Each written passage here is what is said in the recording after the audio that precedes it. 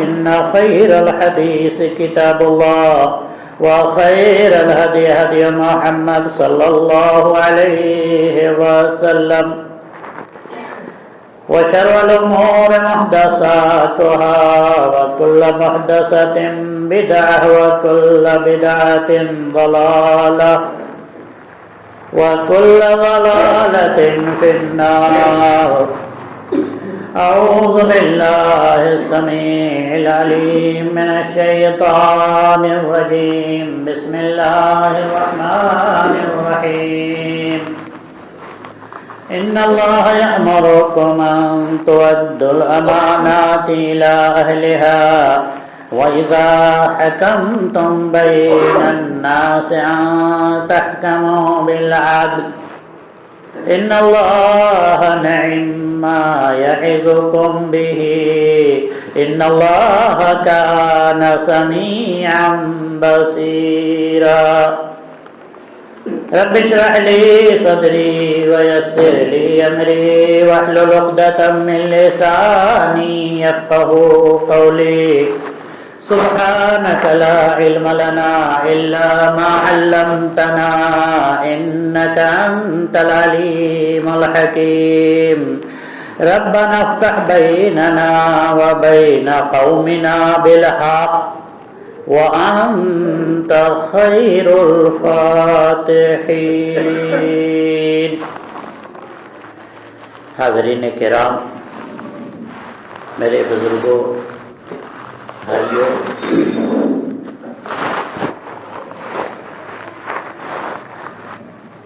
حقدار کو، صاحب حق کو جس کا جتنا حق بنتا ہے وہ حق ادا کر دینا یا وہ حق دے دینا، اسی کا نام عدل ہے، انصاف ہے اور امانت ہے. اس کے حق میں حق تلفی کرنا، حق کو غصب کر لینا، کم بیش کر دینا، حق کو مار دینا، اس کا نام ظلم ہے اور اسی کا نام میرے بھائیوں خیانت ہے. اسلام عدل کا حکم دیتا ہے، انصاف کرنے کا حکم دیتا ہے. ان اللہ یأمر بالعدل والاحسان اعدلوا هو اقرب للتقوی. اور اسلام کا تصور عدل بالکل عام ہے، کامن ہے. اسلام مسلک دیکھ کر، صورت دیکھ کر، کاسٹ دیکھ کر، دولت دیکھ کر عدل اور انصاف کرنے کا قائل ہے. قیامت کے دن اللہ تعالیٰ ایک ہی میزان قائم کرے گا جس میں سب کے اچھے برے سارے اعمال وزن کیے جائیں گے. اسلام کی نگاہ میں، اللہ کی نگاہ میں ہر ظالم ظالم ہے اور ہر مظلوم مظلوم ہے. ظالم کے قہقہے اور مظلوم کے آنسو اور آہ میں فرق ہے. سب سے پہلے ہمیں اللہ کے ساتھ عدل کرنا چاہیے، اس اللہ کے ساتھ جس نے ہمیں عدم سے وجود میں لایا، جو ہمارا خالق ہے. اس اللہ کے ساتھ جس نے تین تاریکیوں میں ماں کے پیٹ کی تاریکی، رحم کی تاریکی اور اس رحم میں ایک جھلی ایک تاریکی میں تین تاریکیوں میں ہمیں پالا پوسا، ہمیں بھولا نہیں. اس اللہ کے ساتھ اللہ کے بندو انصاف کرو جس نے ہماری ماؤں کے چھاتیوں کو دودھ سے بھر دیا اور جیسے ہم پیدا ہوئے آنکھ کھولے ہماری رہنمائی کر دی کہ یہ ہے، ادھر ہے آپ کی غذا، فوراً پکڑ لیا منہ سے. عدل یہ ہے اس اللہ کے ساتھ کہ اس کی عبادت میں کسی کو ساجش شریک نہ کرے، خالص ہر قسم کی عبادتوں کو اللہ کے لیے ہم خالص کر دیں. عدل انسان کو اپنی ذات کے ساتھ بھی کرنا چاہیے. جن چیزوں کے کھانے پینے سے آپ کا ہیلتھ، آپ کی صحت خراب ہو جائے مت کھائیے، یہ امانت ہے صحت، کھاؤ گے صحت کے ساتھ تم نے خیانت کیا۔ جن اعمال اور حرکات سے ہمارا یہ جسم قیامت کے دن آخرت میں جہنم میں جلے گا، ان اعمال سے اپنی ذات کو، اپنے جسم کو بچا لینا یہ عدل ہے، یہ امانت ہے۔ اگر ہم اس دنیا میں نہیں بچا سکے تو گویا ہم نے خود اپنی ذات کے ساتھ خیانت کیا۔ جی والدین کو چاہیے، باپ ماں کو، کہ اپنی اولاد کے درمیان انصاف کرے، عدل سے کام لے، ڈنڈی نہ مارے، سارے ترکے صرف بیٹوں کو اور بیٹیوں کو محروم کر دے۔ وہ کہاں سے آئی ہے؟ گنگا میں بہہ کے آئی ہے، اس کا حق نہیں ہے۔ شوہر کو چاہیے کہ وہ عدل کرے، ایک بیوی ہو یا انیک بیوی ہو، کئی بیویاں ہوں، اگر ایک ہی بیوی ہے تو اپنی محبت کا مرکز اور محور اور سینٹر اسی بیوی کو بنائے، خیانت نہ کرے۔ بیوی ہے، ساری محبت اس کے ساتھ، بیوی ہے اور غیر عورتوں کے ساتھ چیٹنگ کر رہے ہو، یہ اس امانت کے ساتھ خیانت ہے۔ ساری محبتیں، پیار، لب، سب کچھ اپنی اسی بیوی، ایک بیوی اگر ہے، اور اگر کئی بیویوں کے شوہر ہو تو اپنی بیویوں کے ساتھ، تمام بیویوں کے ساتھ آپ انصاف کریں، باری تقسیم کرنے میں، اس کے جذبات کی تسکین میں انصاف سے کام لینا چاہیے۔ 2 بیوی ہو، 3 بیوی ہو، نو پرابلم۔ اللہ تعالیٰ نے ہر انسان کے اندر جنسی خواہش رکھی ہے، سیکسول پاور، اور اس سیکس کو اسلام نے فری نہیں کر دیا ہے۔ میرا جسم میری مرضی، جیسے چاہے اپنی خواہش کی تکمیل کر لے۔ وہ ممالک جہاں سیکس فری ہے وہ اخلاقی طور پر اس کا جنازہ نکل چکا ہے، یہ خاندانی زندگی ان کی تباہ ہو رہی ہے۔ اسلام یہ نہیں چاہتا کہ آپ کے اندر ہم نے جو خواہش جنسی رکھی ہے، سیکسول پاور، اس شخص کو کچل دیجیے، ایسا نہ کیجیے۔ اسلام نے اگر ہمارے اندر سیکس رکھا ہے تو اس سیکس کی تکمیل، جنسی خواہش کی تکمیل کو تو ایک خوبصورت انداز دیا ہے، اس کی تکمیل کو ایک خوبصورت، ایک مضبوط بندھن، ایک منظم اصول اور ضابطے سے اس کو باندھ دیا ہے، اور میرے بھائیوں اسی کا نام نکاح ہے۔ کئی شادیاں ہوں تو ان کے درمیان ہمیں کیا کرنا چاہیے؟ انصاف کرنا چاہیے۔ اسی طرح یتیم کے جو والی ہیں، مالک ہیں، وہ یتیم بچہ، اس کا کچھ پراپرٹی باپ کے سائے شفقت سے محروم ہے، کچھ پراپرٹی آپ کے انڈر میں ہے، آپ اس کے نگراں بنائے گئے ہیں، تو دبانے کی کوشش مت کیجیے۔ فَادْفَعُوا إِلَيْهِمْ أَمْوَالَهُمْ وَإِنْ آنَسْتُمْ مِنْهُمْ رُشْدًا۔ جب دیکھیے کہ بچہ بچکی، اس کے ساتھ انصاف یہ ہے یتیم بچے کے ساتھ کہ اس کو ریسپیکٹ دیجیے۔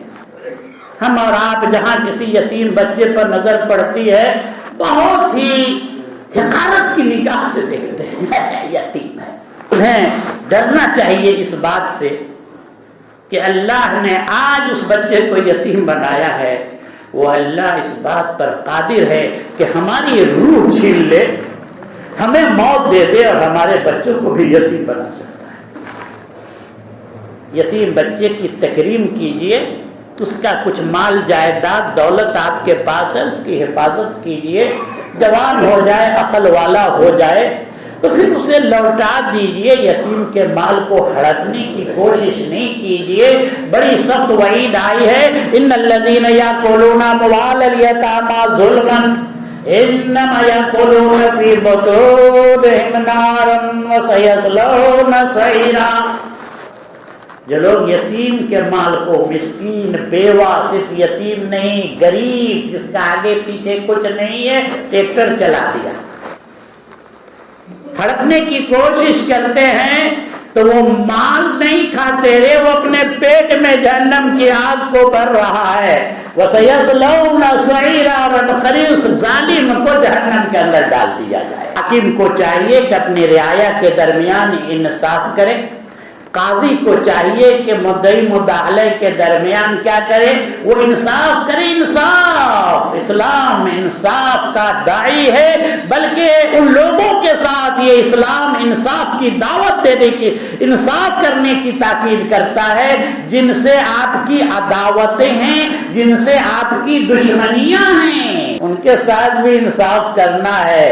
وَلَا يَجْرِمَنَّكُمْ شَنَآنُ قَوْمٍ عَلَىٰ أَلَّا تَعْدِلُوا، کسی قوم کی عداوت اس بات پر تمہیں آمادہ نہ کر دے، اس سے تو دشمنی ہے، اس سے تو مقدمہ بازی ہے، اس سے تو پٹتی نہیں ہے، اس تو مسلک کا نہیں، اس لیے مار دو، ظلم کر لو۔ ایسا نہیں کرنا، دشمنوں کے ساتھ بھی انصاف کرنا چاہیے۔ جی ہمارے نبی صلی اللہ علیہ وسلم نے، آپ ان کے اندازے عدل و انصاف کو دیکھیے، پوری زندگی میں کبھی بھی ہمارے نبی نے انصاف کے ساتھ کسی طرح کا کوئی کمپرمائز نہیں کیا، عدل کا گلا نہیں گھوٹا، انصاف کا خون نہیں بہایا۔ قبیلہ قریش مؤسس گھرانہ بنو مخزوم کی ایک بڑی عورت، خاندانی عورت چوری کے جرم میں ماخوذ ہوتی ہے۔ رسول اللہ کے سب سے پیارے محبوب اسامہ کو لوگوں نے کہا کہ یہ اگر سفارش کر دیں گے تو اس خاندان کی ڈانٹ نہیں کٹے گی، حد جاری نہیں ہوگی۔ اللہ کے نبی صلی اللہ علیہ وسلم نے اس موقع پر جو بات کہی، قیامت کی صبح تک اس محمد عربی کے امتی یہ شعر گنگنائیں گے جو نبی نے فرمایا، فاطمہ بنت محمد بھی اگر چوری کرے، فاطمہ بنت محمد بھی اگر چوری کرے، عدل کا دستور ہے، ہاتھ کاٹا جائے گا۔ میرے بھائیوں، کیا ہم یہ چاہتے ہیں، ہم اس بات کو پسند کریں گے کہ اچانک اللہ تعالی ہمیں اپنے عذاب میں لے لے، عذاب الہی کا ہم شکار ہو جائیں، اور ہماری ذات کو، ہماری موت کو اللہ نشان عبرت بنا دے؟ کیا اس بات کو پسند کریں گے کہ جب ہماری موت ہو تو لوگ خوشی میں تالیاں بجائے، اچھا مر گیا، بڑا ظالم، بڑا نالائق۔ فرعون ظالم جب مرا نا تو قرآن کریم نے کہا کہ اس پر آسمان و زمین نے نہیں رویا، کسی نے کوئی افسوس کا اظہار نہیں کیا۔ کیا ہم اس بات کو گوارا کر سکتے ہیں کہ ایک شخص ہمارے خلاف اس طرح کی بد دعا کرے کہ اس کی وہ بد دعا عرش الہی سے ٹکرا جائے اور پھر ہم اندھے بن جائیں؟ نہیں چاہیں گے ایسا۔ کیا ہم یہ گوارا کریں گے میرے بھائیوں کہ قیامت کے دن روز محشر جب ہر انسان ایک ایک نیکی کا محتاج ہوگا، اس دن ہماری ساری نیکیاں دوسروں کی جھولی میں ڈال دی جائے اور ان کے گناہ ہمارے سر پر ڈال دیا جائے، پھر ہمیں جہنم رسید کر دیا جائے؟ کیا ہم یہ گوارا کریں گے، پسند کریں گے کہ قیامت کے دن ہمارے آگے پیچھے دائیں بائیں کہیں کوئی روشنی نہیں، لائٹ نہیں، نور نہیں، اندھیرا ہی اندھیرا ہو؟ اچانک لائٹ چلی جاتی ہے، کیا کیفیت ہوتی ہے؟ جبکہ یقین ہوتا ہے کہ آ جائے گا، 10 منٹ میں آ جائے گی، لائٹ آ جائے گی، لیکن جس وقت لائٹ کٹتی ہے خوب اندھیرا ہوتا ہے، اس وقت ہمارے دل کی کیا کیفیت ہوتی ہے؟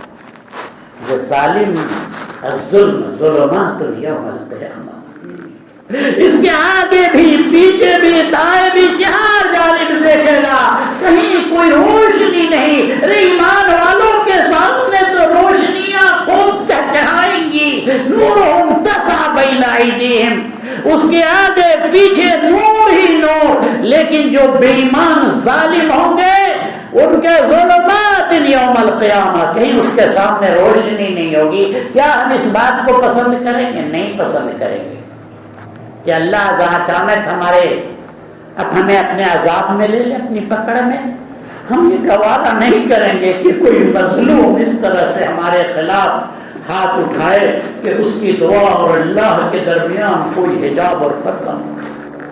ہم اس بات کو گوارا نہیں کریں گے کہ قیامت کے دن سب سے بڑے مفلس ہم قرار دیے جائیں، ہماری ساری نیکیاں دوسروں کو کے درمیان تقسیم کر دیے جائیں، اور جب گناہ دوسرے کے گناہ ہمارے سر ڈال کر کے ہمیں جہنم میں پھینک دیا جائے۔ ہم نہیں چاہیں گے کہ قیامت کے دن کسی ہمارے سامنے کسی طرح کا ڈارکنیس ہو، اندھیرا ہو، تو یہ چاہیں گے کہ نور ہی نور ہو، روشنی ہی روشنی۔ یہ کون سے لوگ ہیں؟ کون لوگ ہوں گے؟ یہ وہ لوگ ہیں جنہوں نے دوسرے کی آبرو عزت اور دوسرے کی ملکیت پر دسترازی کی ہے۔ یہ وہ لوگ ہوں گے جنہوں نے دوسرے کے حقوق تلف کیے۔ یہ وہ لوگ ہیں جنہوں نے دوسرے کے ساتھ ظلم کیا۔ یہ وہ لوگ ہیں جنہوں نے ناحق اتنا پریشان کیا، اس شریف جنٹل آدمی کو زندگی بھر پریشان کرتا۔ یہ وہ لوگ ہوں گے میرے بھائی۔ یہی تو ہے کہ اللہ تعالیٰ نے ظلم کو حرام قرار دیا ہے۔ حدیث قدسی ہے، اللہ فرماتا ہے یا عبادی انی حرمت الظلم علی نفسی وجعلتہ بینکم محرما فلا تظالموا۔ میرے بندو، ظلم کو ہم نے خود اپنی ذات پر حرام قرار دیا اور تم لوگوں پر اس ظلم کو حرام قرار دیتے ہیں۔ دیکھو آپس میں ایک دوسرے پر کسی طرح کا کوئی اتیاچار، کسی طرح کا کوئی ظلم نہ کرنا۔ عام طور پر زمین کا جب میٹر آتا ہے تو بڑے بڑے کے وضو ٹوٹ جاتے ہیں۔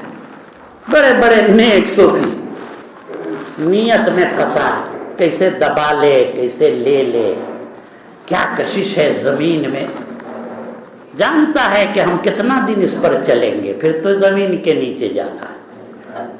نبی اپنی امت کو تنبیہ کر رہے ہیں کہ من اخذ شبرا من الارض، من ابتدع شبرا من الارض ظلما طوقه الله يوم القيامة بسبع ارضین۔ ایک بالش اتنا ہوتا ہے، ایک بتا جو ہم کہتے ہیں نا، اگر یہ حدیث سمجھ میں آ جائے اور آپ ذہن میں اتار لیجئے گا، ابین کی ضرورت نہیں پڑے گی۔ نہیں سوچو گے کہ کیسے دبا لے، تھوڑا ناپ ہی لے، آگے بڑھا دے۔ نبی فرما رہے کہ جس نے ناحق کسی کا ایک بالش زمین لے لیا، ایک بالش، ایک بتا زمین، اتنا زمین لے لیا، اللہ تعالیٰ اس ظالم کے گلے میں 7 طبق زمین کا ایک توق بنا کر اس ظالم کے گردن میں ڈال دے گا۔ اللہ، کتنی سخت وعید ہے میرے بھائی۔ اللہ کے نبی فرماتے ہیں ان اللہ لیبلی الظالم فاذا اخذہ لم یفلتہ۔ اللہ تعالیٰ ظالم کو ڈیلے کرتا ہے، مہلت دیتا ہے۔ بات یاد رکھیے گا، وہ آگے بڑھ رہا ہے، ترقی کر رہا ہے، خوش مت ہو جانا۔ نبی کیا فرما رہے ہیں، اس پہ غور کرو۔ ان اللہ لیبلی الظالم، اللہ تعالیٰ ظالم کو مہلت دیتا ہے۔ مہلت مینس فوراً اس ایکشن نہیں لیتا، فوراً اس کی مٹی نہیں رگڑ دبا دیتا ہے، اسے مہلت دیتا ہے، ڈھیل دیتا ہے۔ مہلت دینے کا ایک دوسرا معنی یہ ہے کہ اس کی عمر لمبی کرے گا، چلو یار آگے بڑھو اور ظلم کی داستانیں رنگین کرو اور گناہوں کو تم جمع کر لو، اسے دیتا ہے، مہلت دیتا ہے، عمر بھی لمبی کر دیتا ہے۔ لیکن یاد رکھیے گا فَإِذَا أَخَذَهُ لَمْ يُفْلِتْهُ، جب پکڑتا ہے ظالم کو تو پھر اس وقت اسے مہلت۔ إِنَّ بَطْشَ رَبِّكَ لَشَدِيدٌ، رب کی پکڑ سے ڈرنا چاہیے۔ اللہ کی پکڑ بڑی سخت ہوتی ہے میرے بھائیوں. اس دنیا یہ عارضی ہے.